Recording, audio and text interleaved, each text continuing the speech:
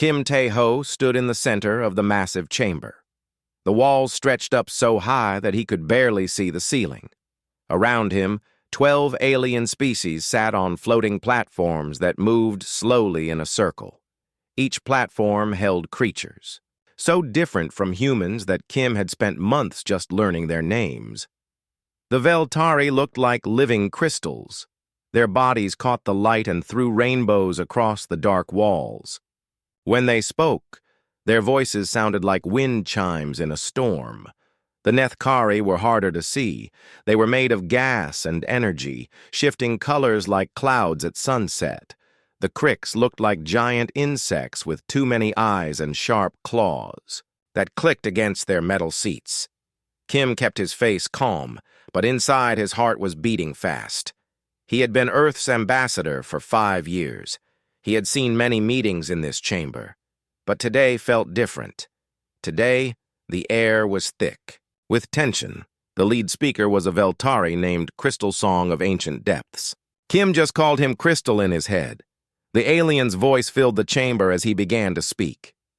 "Human Ambassador Kim Tae-ho," Crystal said.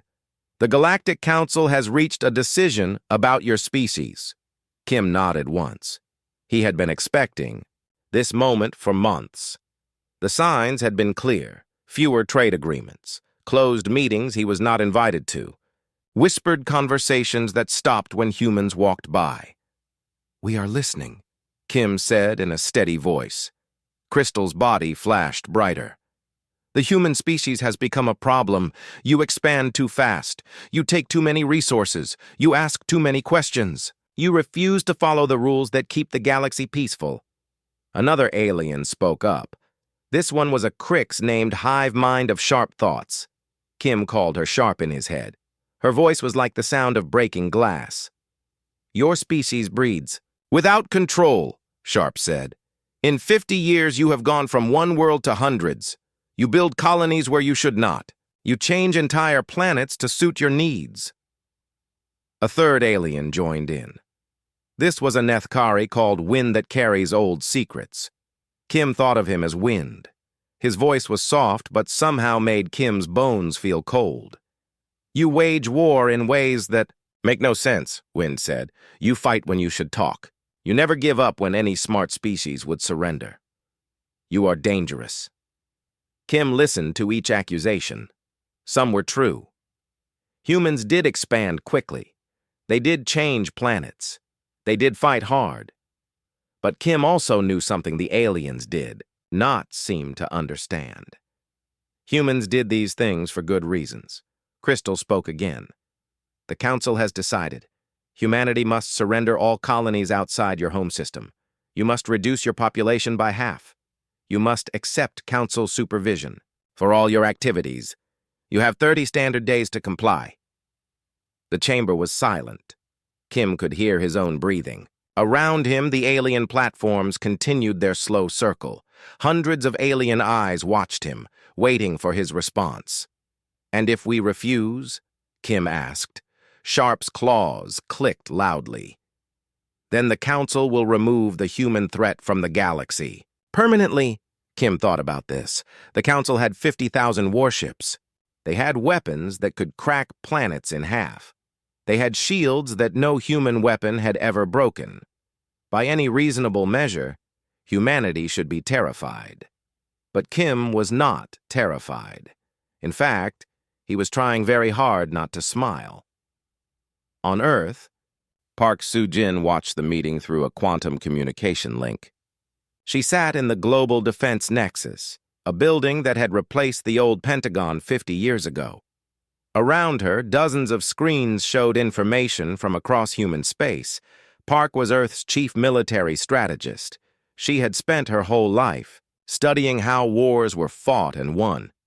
She knew exactly how powerful the Galactic Council was. She also knew something that the Council did not. "Are you getting all this?" asked Colonel Oh Min-soo, who sat beside her. "Every word," Park replied. She was taking notes, but not the kind the Council might expect. She was not writing down surrender plans or evacuation schedules. She was checking items off a very different kind of list. Back in the council chamber, Kim was reading from a data crystal that Crystal had given him. The terms of surrender were harsh. Humans would become a servant species. They would be allowed to live, but only under alien control. Their technology would be limited. Their freedom would be gone. These terms are quite specific, Kim said after reading. May I ask how long the council spent preparing them? Many months, Crystal replied. We wanted to be fair, but firm. Kim nodded slowly. I see. And during these months, did the council consider that humanity might refuse? Of course, Sharp said, her claws clicking faster. That is why we prepared our fleets. 50,000 ships stand ready to enforce the council's will. 50,000, Kim repeated. That is indeed impressive. Around the chamber, several aliens made sounds that Kim had learned meant agreement or approval.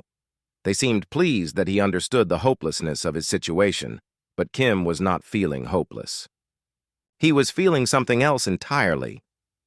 I will, of course, need to return to Earth to discuss these terms with my government, Kim said. You have 30 days, Wind said. Use them wisely. As Kim prepared to leave the chamber, he noticed something. Every human in the building, from the security guards to the maintenance workers to his own staff, had the same expression on their faces. It was not fear. It was not anger. It was something much more dangerous. It was confidence. As Kim walked toward the exit, he passed Ambassador Yolthek of the Droon Collective. Yolthek looked like a cross between a lizard and a tree, with bark-like skin and yellow eyes. Your species should surrender quickly, Yolthek said in a low voice. The Council's patience has limits. Kim stopped and looked at the alien ambassador. For just a moment, he let his careful control slip. For just a moment, he let the smile he had been hiding show on his face. Thank you for the advice, Kim said quietly. But I think the Council might be the ones who need to reconsider. Yolthek's yellow eyes widened in surprise. But before he could ask what Kim meant, the human ambassador was gone. As Kim's ship lifted off from Nexus Prime, he sent a single message, back to Earth. It was only 3 words long, but Park Soo-jin knew exactly what it meant. They took the bait. Lee Min-ho stood behind the podium in the Global Assembly Hall. The hall was huge, with seats for representatives from every human world. Today, those seats were full, not just with people in the room, but with holographic images of leaders from hundreds of colonies across human space. The Secretary General of the United Terran Republic was a calm man who rarely showed strong emotions. But today his eyes were bright with something that looked almost like excitement. Citizens of humanity, Lee began. 2 hours ago, Ambassador Kim Tae-ho received an ultimatum from the Galactic Council. The hall was completely silent. Even the holographic representatives seemed to lean forward in their seats. They demand that we surrender our freedom. They want us to give up most of our colonies. They want us to reduce our population. They want us to become their servants. Lee paused and looked around the room. They have given us 30 days to comply. Angry voices started to rise from the crowd. Some people stood up. Others shouted, questions. But Lee raised his hand, and the noise stopped. I know what you are thinking, Lee said. You are thinking about their 50,000 ships. You are thinking about their planet-cracking weapons. You are thinking that we cannot possibly win a war against them. In the front row, Choi Ji-woo listened carefully. She was the director of the Xenological Research Institute, and she knew more about alien technology than any other human alive. She had spent 20 years studying every piece of alien equipment that humans could get their hands on. The Council believes we have no choice, Lee continued. They believe we will surrender because we must surrender. They believe we are weak. Lee stepped closer to the podium. His voice grew stronger. They are wrong! The crowd erupted in cheers. People jumped to their feet. The holographic representatives from distant colonies raised their fists in the air. But Lee was not finished. The Galactic Council has 30 days to reconsider their ultimatum, Lee announced. We politely decline their terms. The cheering grew louder, but in the back of the hall, Admiral Yoon Sang-min was not cheering. He was reading a message on his secure tablet. The message was short, but it made his heart race. Operation Checkmate is authorized. All fleets to Phase 1 positions. Yoon had commanded the Terran Deep Space Fleet for 8 years. He thought he knew every human ship in space. But the orders he was reading now talked about fleets he had never heard of, ships with names that were not in any official record. Lee finished his speech and the crowd began to leave. Yoon made his way to a secure communication booth. He entered his authorization codes and waited. A moment later, the face of Captain Lee Soo-young appeared on the screen. "Admiral," Lee Soo-young said, "I have been waiting for your call." "Captain," Yoon replied, "according to my records, you are supposed to be on a mapping mission in the Outer Rim." Lee Soo-young smiled. "That is what the records say, yes." "Where are you really?" "That is classified above your level, Admiral. But in 6 hours you will receive new orders that will explain everything." The screen went dark. Yoon stared at it for a long moment. In all his years of service, he had never received orders that were classified above his level. He was the highest-ranking military officer in human space, or so he had thought. Meanwhile, in a laboratory deep beneath the Swiss mountains, Dr. Han Yuri was working frantically at her computer. She was Earth's leading physicist, and for the past 10 years she had been working on projects that officially did not exist. "Status report," said a voice behind her. Han turned to see Director Park Jun-ho entering the lab. Park was the head of something called Theoretical Warfare Studies, a department that most people believed was just a think tank for military planners. "The quantum entanglement network is active," Han reported. "All 847 colonies are connected. We can send simultaneous signals to every human world in the galaxy." "Good," Park said. "And the other projects?" Han smiled. "Project Prometheus is ready. Project Hercules is ready. Project Odyssey has been ready for 5 years. Excellent. Send the activation codes." Han's fingers flew over her keyboard. Across human space, computers that had been sleeping for years suddenly came to life. In hidden facilities on hundreds of worlds, machines began to hum with power. On the colony world of New Seoul, Young Hye-jin received an encrypted message. As coordinator of the Colonial Manufacturing Network, she was used to managing production schedules and supply chains. But this message was different. The message contained blueprints for devices she had never seen before. The designs were marked with the highest security classification. At the bottom of each blueprint was a simple instruction: build as many as possible. Time is critical. Young called her assistant, Seo Dong-wook. "Cancel all current production schedules," she ordered. "We are switching to emergency protocols." "What kind of emergency?" SEO asked. "The kind we have been preparing for our entire lives." Within hours, every human factory, shipyard, and manufacturing center received similar messages. Workers who had been building civilian equipment suddenly found themselves assembling devices that looked like weapons. But these were not ordinary weapons. They were based on principles that the Galactic Council believed were impossible. Back on Earth, Kim Na-young was in the basement of the Global Archives reading old files. As Earth's chief historian, she had access to records that went back to humanity's first contact with aliens 200 years ago. The files told an interesting story. From the very beginning, human leaders had suspected that first contact was not as friendly as it appeared. The aliens had been too eager to help, too quick to offer technology, too insistent on certain rules and restrictions. "They were testing us," Kim said to herself as she read. "All this time, they were testing us." The early human leaders had played along. They had accepted alien technology. They had followed alien rules. But they had also prepared for the day when the test would end and the real demands would begin.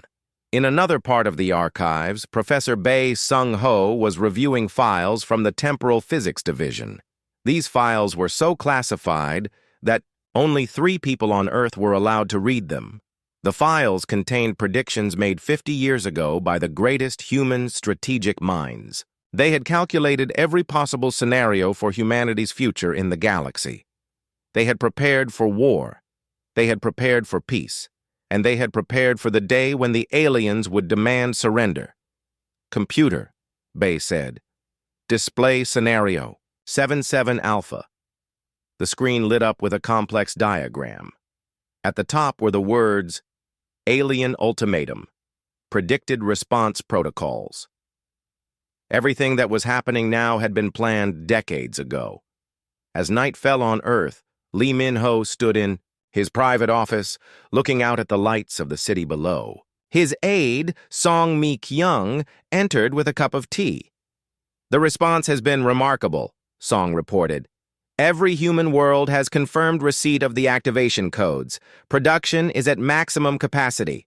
The hidden fleets are moving to their positions." Lee nodded. "And the aliens? They are monitoring our communications as expected. They believe we are panicking. They think we are building defenses out of desperation." "Good," Lee said. "Let them think that." Song smiled. "Sir, may I ask you something?" "Of course." "How long have you known this day would come?" Lee was quiet for a moment. Then he said, "My father told me about it when I was 12 years old." His father told him, "It has been passed down through generations of human leaders. And you were not afraid?" Lee turned away from the window and looked at Song. His eyes were bright with the same confidence that Kim Tae-ho had shown in the council chamber. "Afraid?" Lee said. "My dear Song, we have been waiting for this day for 200 years. We are not afraid. We are ready." 10 days had passed since the ultimatum. On the observation deck of the Council Monitoring Station Watchful Eye, 3 alien officers studied their screens with growing confusion. Commander Zektoth of the Crix looked at the data streaming in from human space. His insect-like head tilted as he tried to understand what he was seeing. "This makes no sense," he clicked to his companions. "Humans should be evacuating their colonies. Instead, they are working harder than ever." Science Officer Melndar of the Veltari shimmered with puzzled colors. "Their energy consumption has increased by 300% across all worlds. They are building something, but our scans cannot determine what." The third alien, navigation specialist Gorthum of the Droon, scratched his bark-like skin. "Perhaps they are building defenses, shields and weapons to protect their colonies?" "Impossible," Zektoth replied. "We have studied human technology for 2 centuries. They cannot build anything that would threaten us." What the aliens could not see was what was happening inside the human factories. On the colony world of New Busan, Jung Hye-jin walked through Manufacturing Complex 7. The noise was incredible. Thousands of machines worked without stopping.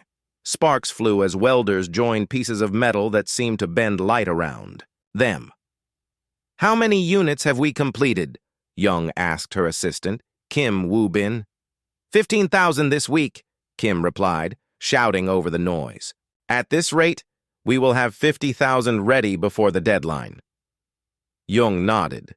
She still did not know exactly what they were building. The blueprints showed devices that looked like ordinary fusion reactors, but the materials list included elements that were not supposed to exist. The assembly instructions used mathematical formulas that hurt her head to read, but she trusted the orders.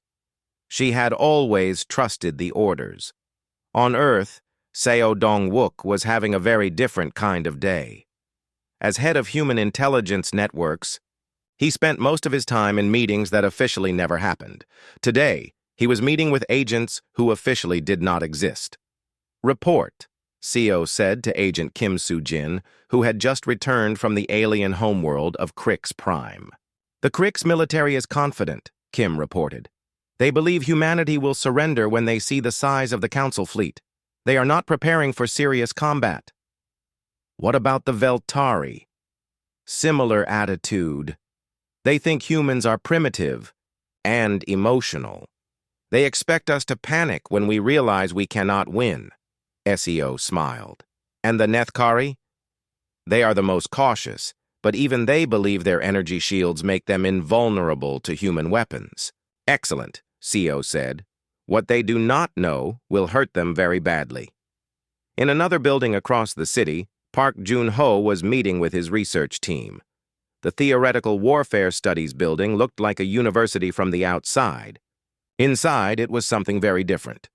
Dr. Lim, Park said to his chief scientist, what is the status of Project Pandora? Dr. Lim Jung-sik looked tired but excited. We have successfully tested the prototype. The results exceeded our expectations. Explain. We can now generate a localized space-time distortion that makes energy shields useless. The effect lasts for approximately 10 minutes, which should be more than enough time. Park nodded. And Project Achilles? Also successful. We can now target the specific frequency that holds Veltari crystal bodies together. One pulse will turn them into pretty but harmless dust. Project Nemesis? The Nethkari gas forms are vulnerable to coherent plasma fields. We can solidify them, which is apparently quite painful for their species. Park allowed himself a small smile. How long have we been working on these projects? 43 years, Lim replied, ever since we got our hands on dead alien tissue from the first contact incident. And the aliens never suspected? They thought we were too primitive to understand their biology. They were wrong. Meanwhile, on the hidden research station, Prometheus, Captain Lee Soo-young was preparing for a mission that would change everything. The station existed in a place that most space maps showed as empty void. It had been there for 30 years, powered down and invisible. Status report, Lee said. To her crew. All systems online, reported engineer Oh Hae-won. The new engines are running perfectly. Weapons? Loaded and ready, said Weapons Officer Kang Min-jun. Though I still cannot believe they actually work. Lee understood his confusion. The weapons on Prometheus were based on technology that humans had developed in secret. They used principles that alien science claimed were impossible. But human scientists had never paid much attention to what aliens claimed was impossible. Navigation. Plot a course for the Galactic Core region.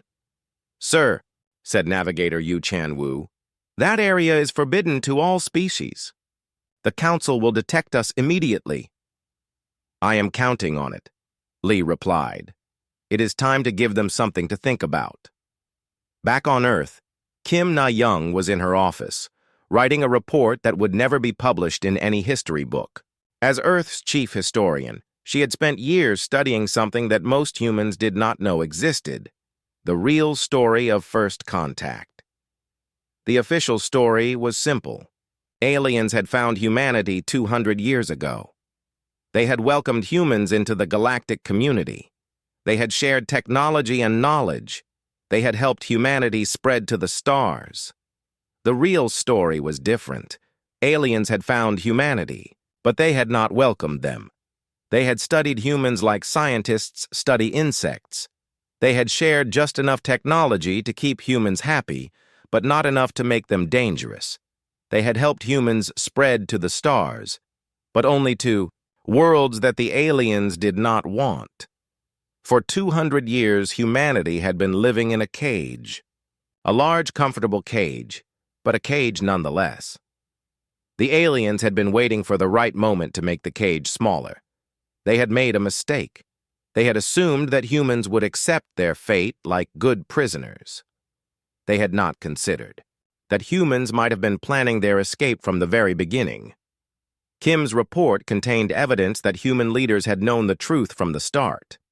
President Chen Wei, who had led humanity during first contact, had left secret instructions for his successors. Those instructions had been followed by every human leader for 2 centuries. Build in secret. Learn in secret. Prepare in secret. And when the time comes, show them what humans are really capable of. On the mining world of New Incheon, Bei Sung-ho was standing in front of a machine that did not officially exist. The machine was the size of a building and hummed with barely contained energy. "Are you sure this will work?" asked his assistant, Dr. Park Min-young. "The calculations are correct," Bei replied. "We can create a localized temporal field that will slow down enemy ships while keeping our own vessels at normal speed. But the power requirements will be provided by the zero-point energy extractors we have been building for the past decade." Park stared at him. "Zero-point energy? That is theoretical. Not anymore," Bei said with a smile. "Humans have a talent for making the impossible merely difficult." As the days passed, alien monitoring stations continued to report strange activity in human space. Energy spikes that made no sense. Construction projects that seemed to have no purpose. Ships moving in patterns that followed no known tactical doctrine. The aliens began to worry, but they could not understand what they were seeing. Their own thinking was too logical, too predictable. They could not imagine that humans had been planning for this moment longer than some alien civilizations had existed. On the 20th day after the ultimatum, Admiral Yoon Sang-min received orders that made his hands shake. He was to take command of fleets that were not supposed to exist. Ships that had been built in hidden shipyards using technology that the aliens thought was impossible. The orders came with a file containing the true size of the human military. Not 3,000 ships, as the aliens believed. Not even 10,000. Over 40,000 vessels hidden in dark space, waiting for their moment. But the numbers were not what made Yoon's hands shake. It was the mission parameters. Humanity was not planning to defend their colonies. They were planning something much more ambitious. They were planning to win. As the 21st day dawned, every human in the galaxy woke up with the same thought.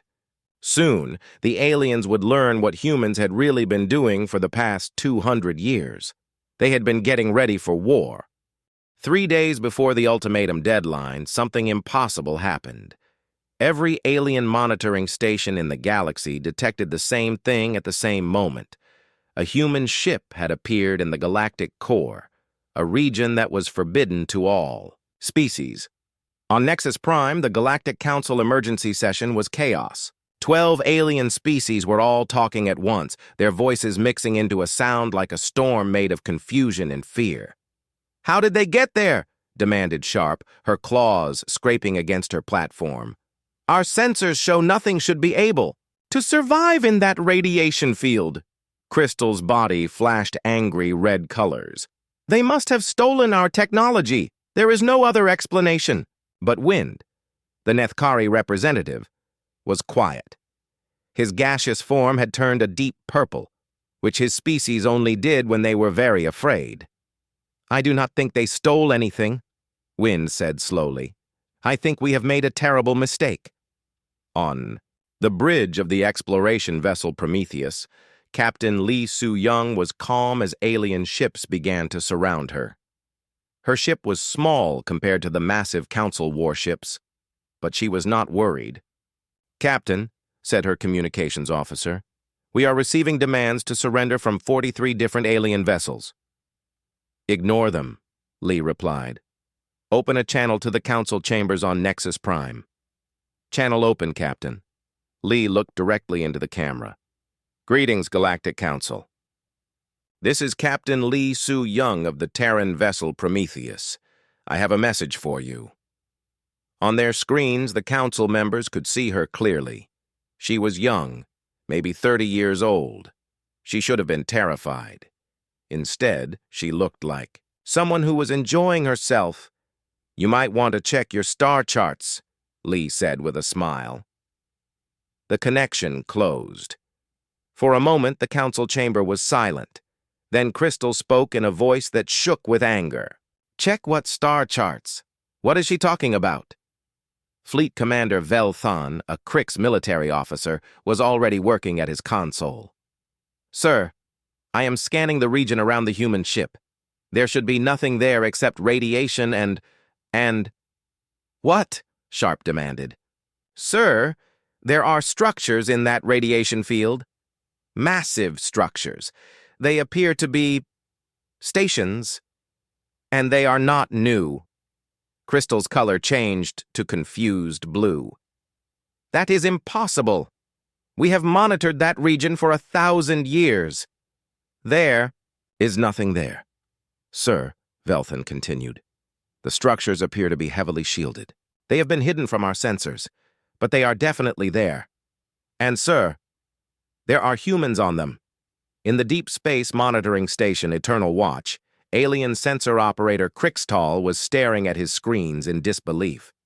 For the past hour, his instruments had been detecting human energy signatures in places where humans should not be. "Supervisor Mechlon," Crixtal called. "You need to see this." Supervisor Mechlon floated over to the console. His Nethkari form shifted from blue to yellow as he read the data. "This cannot be correct," Mechlon said. "These readings show human colonies in the outer dark regions, but those regions are uninhabitable. We checked them ourselves. Sir, the signals are definitely human. And, sir, there are a lot of them." Mechlon's form began to glow brighter as he realized what he was seeing. "How many colonies are we detecting?" Crixtal's voice was very small. "Over 2,000, sir." Back on Earth, Kang Min-jun was standing in the command center of the hidden fleet. Around him, holographic displays showed the positions of ships that had been secretly built over decades, ships that used technology the aliens thought was impossible. "Status. Report," Kang ordered. "All ghost fleets are in position," reported his second-in-command, Oh Hae-won. "The aliens still think we have 3,000 ships. They have no idea we actually have 12,000. And our special projects? Project Lazarus is ready. We can resurrect dead stars and use them as weapons. Project Kronos is ready. We can slow down time around enemy fleets. Project Atlas is ready. We can move planets if we need to." Kang nodded. For 50 years, humans had been building weapons based on theories that alien science said were impossible. They had learned one important thing. Alien science was often wrong. "Begin Phase 2, Kang ordered. Across human space, things began to happen that made no sense to alien observers. On the colony world of New Daegu, Bai Sung-ho activated a machine that created a bubble of altered space-time. Inside the bubble, time moved differently. A human ship could cross a star system in minutes instead of hours. On New Jeju, Dr. Park Min-young turned on a device that could reach into the quantum foam and pull out energy from nothing. The device powered weapons that could crack moons and shields that could stop supernovas. On New Gwangju, Professor Song Mi-kyung activated a computer that could predict the future with 90% accuracy. The computer had been calculating battle outcomes for 30 years, and it had found a way for humanity to win. But the biggest shock came from Yu Chan-woo, Earth's chief negotiator. He was standing in a room that did not officially exist, talking to people who were not supposed to be there. "Are you ready?" Yu asked the woman in front of him. The woman nodded. She was tall and thin, with skin that seemed to shimmer in the light. Her eyes were large and dark, and when she spoke, her voice sounded like music. "We have waited a long time for this moment," she said. "The Veltari Council thought they had destroyed us all. They were wrong." Yu smiled. "The Krix thought the same about your people, and the Nethkari. They all believed they had eliminated every species that refused to obey them. But humans found us," the woman said. "Humans gave us shelter. Humans helped us survive. And now, you will help us survive." The woman's form began to glow with power that made the air itself sing. "It will be our pleasure." What the Galactic Council did not know was that humans had not spent 200 years just exploring space. They had spent 200 years finding the survivors of species that the Council had destroyed, races that had refused to surrender, civilizations that had been wiped out for asking too many questions. Humans had found them all, and humans had helped them rebuild. On the alien homeworld of Veltari Prime, Crystal's Song of Ancient Depths was receiving reports that made his crystalline form crack with stress. "Sir," his aide reported, "our deep space sensors are detecting massive energy buildups throughout human space. The readings are unprecedented." "Define unprecedented," Crystal demanded. "Sir, the humans appear to be generating more power than our entire civilization uses in a year. And sir, we are detecting signatures from extinct species." Crystal's form went completely clear, which for his people meant total shock. "That is impossible.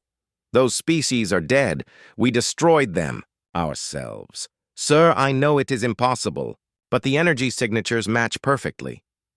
The Kethmoran, the Zilnathi, the Orthkelian Empire, they are all there." Crystal was quiet for a long moment. Then he said something that no Veltari had said in 1,000 years. "We may have made a mistake." Meanwhile, Admiral Yoon Sang-min was standing on the bridge of the battleship Indomitable, watching as ships appeared around him. Not human ships. Ships from species that the galaxy had forgotten. The Kethmoran vessels looked like living metal, flowing and changing shape as they moved. The Zilnathi ships were pure energy, held together by will alone. The Orthkelian warships were massive, beyond imagination, bristling with weapons that could shatter space itself. "Admiral," his communications officer reported, "we are receiving a message from Earth. Secretary General Lee wishes to speak with you." Lee Min-ho's face appeared on the screen. Behind him, Yoon could see other humans working frantically at consoles, covered with symbols that were definitely not human. "Admiral," Lee said, "it is time for the Council to learn the truth about humanity." "What truth, sir?" Lee smiled, and for the first time, Yoon understood why humans had been grinning for the past month. "The truth is that we are not alone. We have never been alone, and we are done pretending to be weak." As the deadline approached, the Galactic Council was beginning to realize that they had made the biggest mistake in their history. They had assumed that humans were like every other species they had conquered. They had assumed that humans would fight alone. They had forgotten that humans had a talent that no other species possessed. Humans made friends. The 30-day deadline arrived at exactly noon, Galactic Standard Time. Kim Tae-ho walked into the council chamber for the second time in a month. But this time, he was not alone.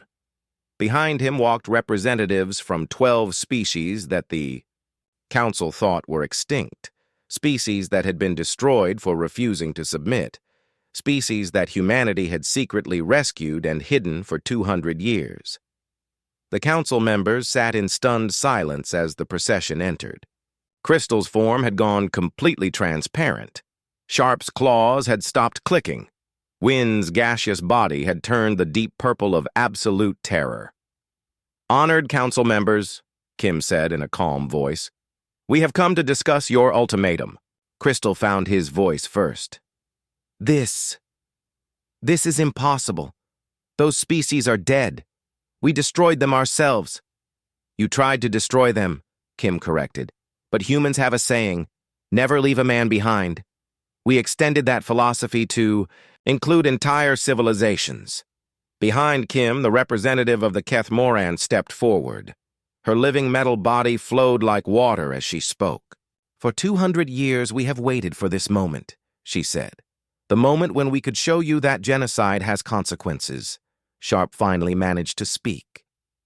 You have been hiding them all this time?" "Not hiding," Kim replied. "Rebuilding, healing, preparing." On every screen in the chamber, new images began to appear. The true size of the human alliance was being revealed. Not 847 worlds. Over 3,000. Not 200 star systems. Over 1,500. Not one species. 23 different civilizations, all working together. Admiral Yoon Sang-min's face appeared on the largest screen. Behind him, ships filled the void of space. Human ships, Kethmaran ships, Zilnathi energy vessels, Orthkelian dreadnoughts, a fleet so vast that it blocked out the stars. Galactic Council, Yoon said. This is Admiral Yoon Sang-min of the Combined Liberation Fleet. We are currently positioned around every Council homeworld, every major military base, and every strategic installation in your territory.